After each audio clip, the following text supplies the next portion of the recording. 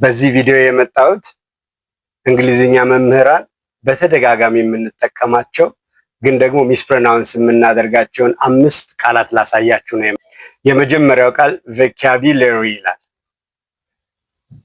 በተለምዶ ይሄን ቃልኛ ቮካቡላሪ እያልን ነው ፕሮናውንስ የምናደርገው። በዚህ ቃል ውስጥ የመጀመሪያው ሲለብል ላይ ያለችው ኦ ፊደል በሸዋ ቫውል ሳውንድ ወይም በደካማ ቫውል ሳውንድ ተተክታ በምትል ደካማ ድምፅ ነው የምትነበው። ስለዚህ ቨ ነው እንጂ ቮ አይደለም ማለት ነው። ከዛ ሁለተኛው ሲለብል ደግሞ ስትሬት ሲለብል ነው። ከፍና ረዘም ተብሎ መደመጥ ያለበት ሲለብል ላይ ያለችው ቫውል ደግሞ አሽ ቫውል ትባላለች። በጣም ሜሎዲክ የሆነች ዜመኛ የእንግሊዝኛ ቫውል ድምፅ ነው። ስለ ላይክ ካት ኦር ማን ኦር አፕል ስንል የምናገኛት አይነት ቫውል ድምፅ ነው እዚህ ጋር የምትመጣው። ከዛ የማትታይ ግን የምትነበብ ደግሞ ይህ ድምፅ ትመጣለች። ከብ ድምፅ ቀጥላ ይህ ድምፅ አብራ ገብታ ነው የምትነበው። ስለዚህ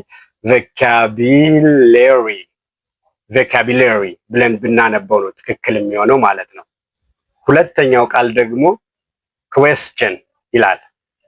ኩዌስችን በአብዛኛው እኛ እንግሊዝኛ መምህራን ይሄን ቃል ኩዌሽን እያልን ነው የምናነበው። እዚህ ቃል ውስጥ የማትታይ ግን የምትነበብ ወይም የምትደመጥ ው ድምፅ አለች። ስለዚህ ደብሊው አለች ማለት ነው ፕሮናንሲዬሽን ውስጥ። እሱን አስተካክለን ኩዌስችን ብለን ብናነበው ትክክል ይሆናል። ባለ 2 ሲለብል ወርድ ነው። የመጀመሪያው ሲለብል ስትሬስ ነው። ኩዌስችን ብለን ብናነብ ትክክል እናነበዋለን ይሄን ቃል። ሶስተኛው ቃል ደግሞ ኮንቲኒዩስ ይላል። ኮንቲኒዩስ እኛ በተለምዶ ይሄንን ቃል ኮንቲኒየስ እያልን ነው የምናነበው። ስለዚህ የመጀመሪያው ሲለብል ላይ ያለችው ኦ ድምፅ ልክ መጀመሪያው ላይ እንዳየናት ቮካቡላሪ ስንል እንዳለችው አይነት ይችም ሸዋ ሳውንድ ኦር ዊክ ሳውንድ ነች እንጂ ኦ አይደለችም። ስለዚህ ኮንቲኒዩስ እንደዚህ ብለን ብናነበው መጨረሻው ላይ ያለውን እኛ የስ እያልን የምናነበውን ሲለብል ወስ ብለን ብናነበው ነው ትክክል። ምክንያቱም መሀል ላይ ዩና ኢ ቫውል ድምጾች በአንድ ላይ ስለመጡ ው ሚል ከኮንሶናንቱ ጋር ተጣምሮ ሲነበብ ኮንቲኒዩስ ተብሎ ሊነበብ የሚችል ድምፅ ይዘው ይመጣሉ ማለት ነው። አራተኛው ቃል ደግሞ ኮሚዩኒኬሽን እያልን የምንጠራው ቃል ነው። ይህንን ቃልኛ ኮሚኒኬሽን እያልን ነው የምንጠራው። የመጀመሪያው ኦ ፊደል በእ ድምፅ ነው የምትነበብ። ብለን ነው የምናነሳው።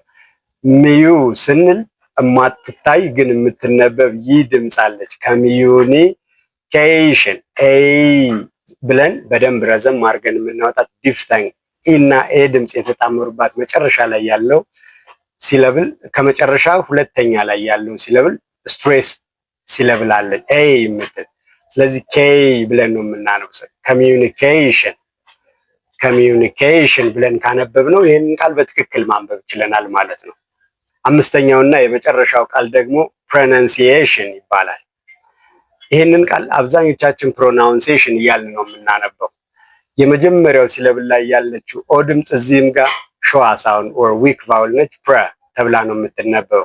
ፕረ መሀል ላይም ያለው ቨርብ ፎርሙ ላይ ያለችው ኦ ፊደል ያለች እየመሰለን ናውን እንላለን። ይሄ ዩ ፊደል ብቻ ስለሆነ ያለችው እዚህ መሀል ላይ የናውን ፎርሙ ላይ ዩ ብቻ ስለሆነች ነን ብለን ነው ማንበብ ያለብን። ፕሮናንሲዬሽን ብለን ብናነበው ይሄን ቃል በትክክል አንብበነዋል።